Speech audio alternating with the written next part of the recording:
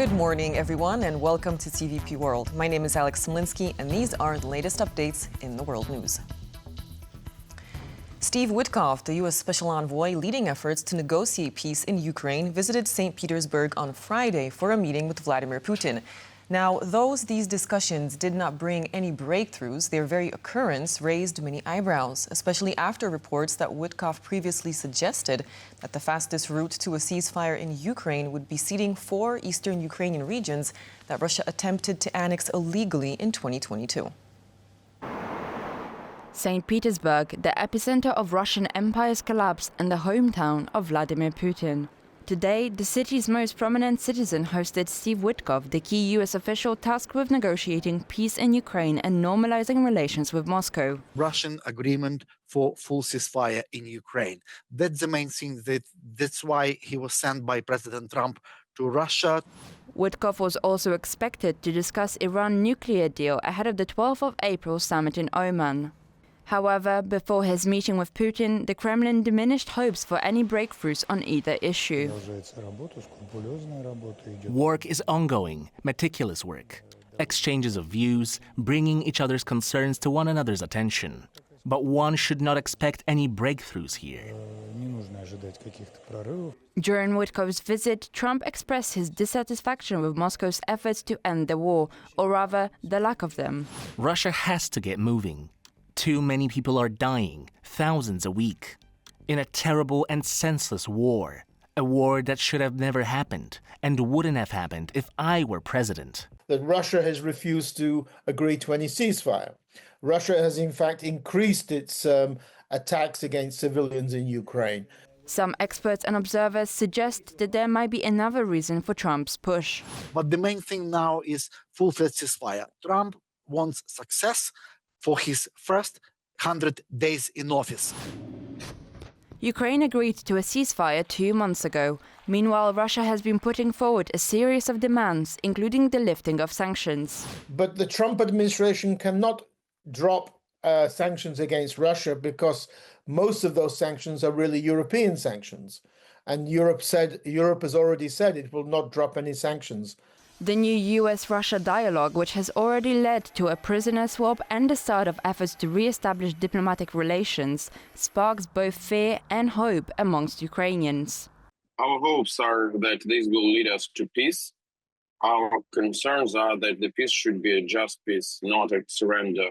While Witkoff's visit to Russia marks yet another chapter in the ongoing dialogue between Washington and Moscow, one thing is clear: any tangible results have yet to materialize. Ukraine's allies have pledged more than 21 billion euro in military aid for the embattled nation. Members of the Ukraine Defense Contact Group convened in Brussels on Friday to discuss further military support amid the ongoing Russian offensive. UK Defense Secretary John Healey said that the allies had agreed to accelerate weapon deliveries to Ukraine, with Britain pledging £350 million worth of military aid. German Defense Minister Boris Pistorius announced that Germany would supply 4 Iris-T air defense systems and various other weapons, though he ruled out sending additional Patriot systems, citing that Germany is still awaiting delivery. The 21 billion package will also include radar systems, anti-tank mines, hundreds of thousands of drones, and funds to maintain and repair battlefield equipment. And now for news from Poland, where 8 Polish presidential candidates have taken part in a televised debate. The event was held in the town of Końskie, a place often seen as a bellwether, where election results typically reflect national results. The debate, originally planned as a head-to-head between just 2 candidates, saw a broader turnout after they were joined by other candidates in an unexpected turn of events. Rafał Trzaskowski of the Civic Platform, the largest party in the ruling coalition, was expected to face off against Karol Nawrocki, a candidate supported by the largest opposition group, the Law and Justice Party. However, in an unexpected twist, several other candidates joined the debate. Additional invitations were extended only 2 hours before the event, leaving some contenders unable to make it on time. Notably absent were Sławomir Mencen, a far-right MP polling in 3rd place, and Adrian Zandberg, a left-wing MP currently polling in 5th.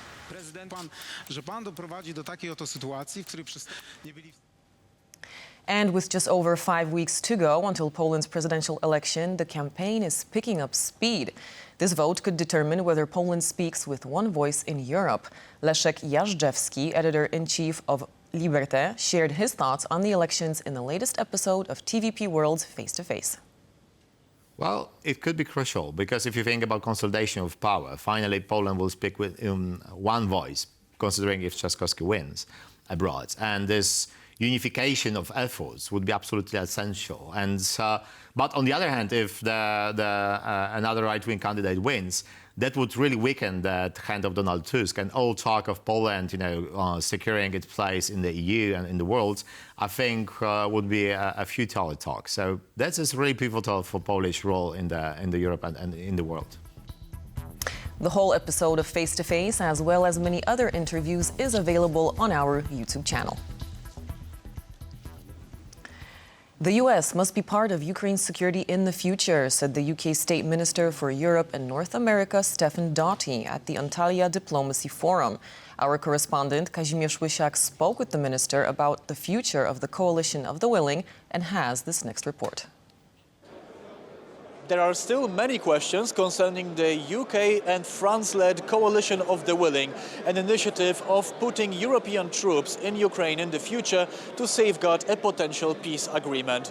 Some countries are less willing than others, with Poland, for example, saying a hard no to sending its own troops to Ukraine. Other countries cite concerns over the lack of the United States in the agreement. And I asked the UK State Minister for Europe, North America and Overseas Territories here at the Antalya Diplomacy Forum about the possibility of persuading the US in the future to join the coalition. Well, we're very clear that the United States must be part of the security for Ukraine in the future, and that's absolutely crucial that we're working with them and all European partners. And we're also clear that all European partners and indeed all members of the Coalition of the Willing are going to have different roles to play. We've been very clear that we'll put boots on the ground. The lack of US commitment is also making other NATO allies hesitant to commit their own troops. I've asked here the Finnish Foreign Deputy Minister about the possibility of her country doing so, and here is what she had to say. We will see what our role will be. So we have been in this coalition and we are proactively taking part and seeing what we can then also provide. But of course, we are a frontline nation. We have our border to guard, and it is not only our national border, it's also the border of NATO towards Russia. There are still major question marks over the Coalition of the Willing, but all of that doesn't really matter as long as Russia refuses to accept the terms of an immediate ceasefire. And so far, we have seen no indication of that. From the Antalya Diplomacy Forum, Kazimierz Łysiak, TVP World. Russians may soon not be able to purchase property in Finland. On Friday, the Finnish parliament voted unanimously to support a ban on Russian nationals and entities buying real estate and exerting influence in the country. The exact language of the newly passed law bars individuals and companies from countries that wage a war of aggression and pose a potential threat to Finland's national security from engaging in real estate transactions. It also includes measures to prevent circumventions through so-called dummy purchases, where someone buys property on behalf of another to conceal the buyer's real identity. The ban would not apply, however, to other foreign nationals or Russians who hold a permanent residency in Finland.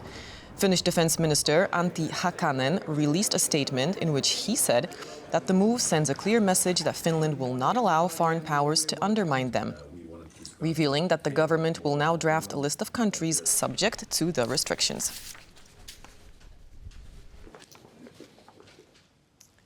The price of an ounce of gold reached a historic high of over $3.2 thousand on Friday.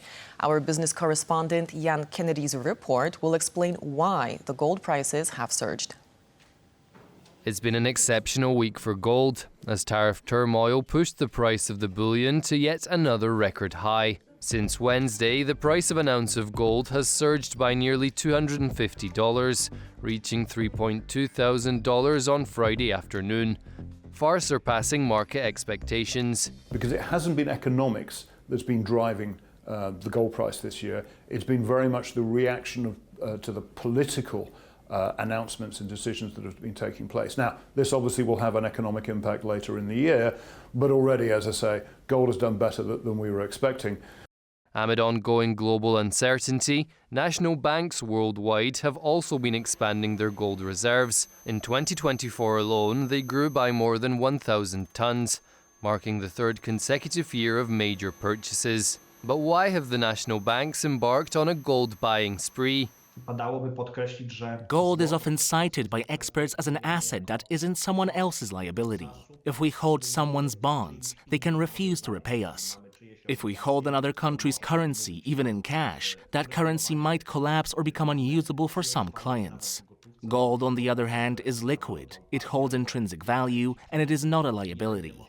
It's a rational and sound reserve. And according to experts, this isn't the only reason. Central banks may tend to somehow limit their exposure to dollar assets and instead put higher weight on their other assets, especially gold, which is still considered the safest class of assets that exists. The National Bank of Poland led global gold purchases in 2024, adding 90 tons to its reserves.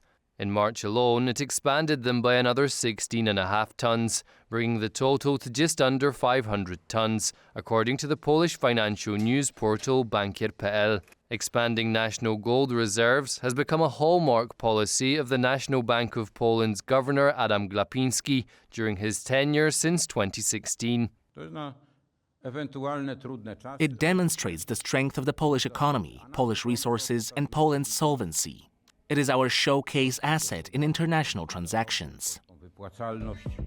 The National Bank of Poland began its first major gold purchase 2 years into his term, adding around 125 tons between 2018 and 2019. After a pause, the buying spree resumed 4 years later, and over the past 2 years alone, the NBP has acquired nearly half of its total reserves, purchasing 220 tons of gold. Gold currently accounts for 21% of the National Bank of Poland's total reserves, surpassing the 20% target Glapiński set in 2021. But as global uncertainty grows, economists reckon the National Bank of Poland shouldn't stop there. Any move towards more stability and to higher resilience of National Bank of Poland is something that should be welcome these days, given this high volatility in the forex market. But this begs a question.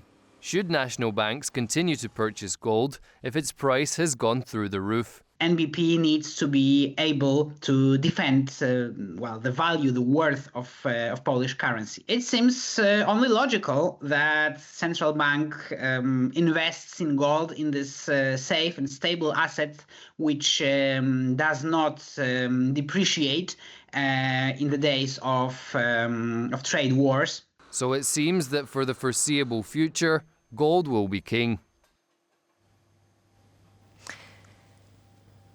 And with that story, it's a wrap for this edition of The World News. But don't go too far away, as an interview with Krzysztof Piech, professor from the Łazarski University in Warsaw, is coming up next.